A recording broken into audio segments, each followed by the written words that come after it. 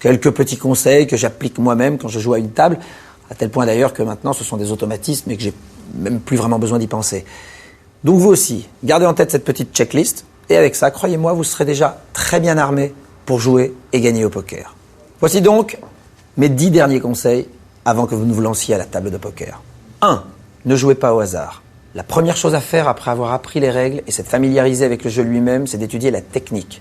Cela ne s'invente pas et vous en apprendrez tous les jours. Pour cela, il y a Poker Coach bien sûr, mais il y a surtout la pratique. Vous jouez, vous perdrez. Il faut payer pour apprendre, il faut perdre pour apprendre. Sélectionnez vos mains de départ, non seulement selon leur valeur intrinsèque, mais aussi selon votre position à la table, par rapport aux boutons et les mises des autres joueurs. Respectez une certaine discipline. N'oubliez pas que le poker n'est pas seulement un jeu de hasard. 2. Observez autour de vous.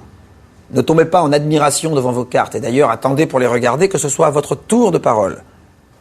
Avant, rien de mieux que guetter les réactions, les tics de vos adversaires quand ils découvrent les leurs. Au dernier moment, regardez votre jeu, mémorisez-le une fois pour toutes. À tout moment, tous vos sens doivent rester disponibles pour étudier l'évolution de la situation. 3. Prenez votre temps. Vous aurez parfois de nombreux éléments à analyser, des décisions difficiles à prendre, pas de précipitation. Jouez à votre rythme. Prenez votre temps. Et prenez-le aussi si la décision est évidente.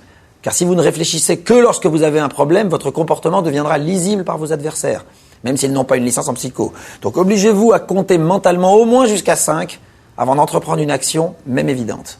4. Ne gaspillez pas vos jetons. Arrêtez de penser que vous devez être de tous les coups. C'est comme les rames de métro, il y en aura toujours une autre qui passera dans une minute. Donc ne jouez pas avec n'importe quoi sous prétexte que la mise n'est pas énorme. Cela vous obligera parfois à passer pendant une demi-heure, même davantage, c'est pas grave. C'est parfois ennuyeux, mais tant pis, cela vaut mieux que de jeter votre argent par les fenêtres ou de se faire éliminer d'un tournoi.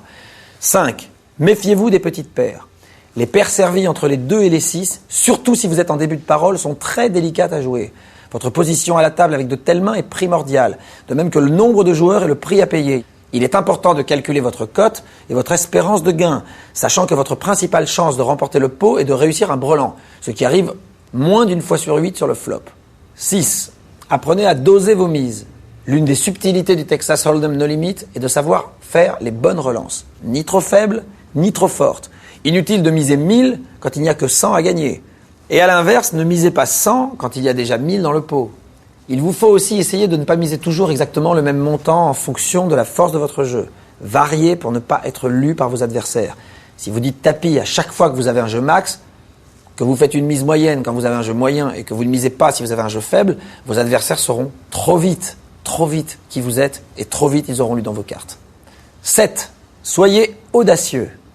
À tous les stades du coup, n'hésitez pas à être agressif et à mettre vos jetons en premier si la main vaut la peine d'être jouée.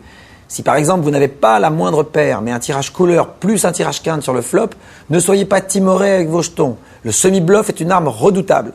8. Ne soyez pas émotif. Pas de panique.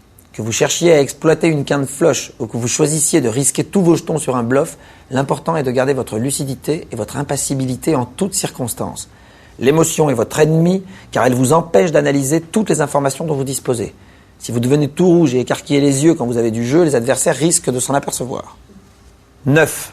Résistez au coup du sort et respectez vos adversaires. Le poker est une rude école pour les nerfs. Les vôtres, mais aussi ceux de vos adversaires. Vous gagnez, contrôlez-vous par respect pour celui qui a perdu. Vous perdez, ne vous découragez pas et ne vous énervez pas non plus. En tout cas, essayez. 10.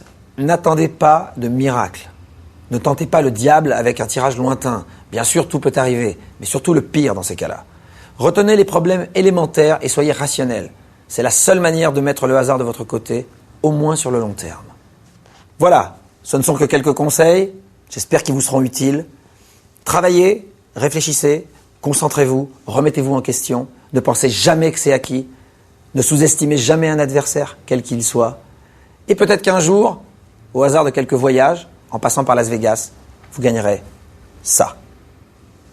Ça, c'est le bracelet de champion du monde. Je l'ai gagné en 98. C'est mythique. Quand vous portez ça à votre poignet à Las Vegas, les autres joueurs sont un peu plus effrayés. C'est un beau souvenir. Je vous le souhaite.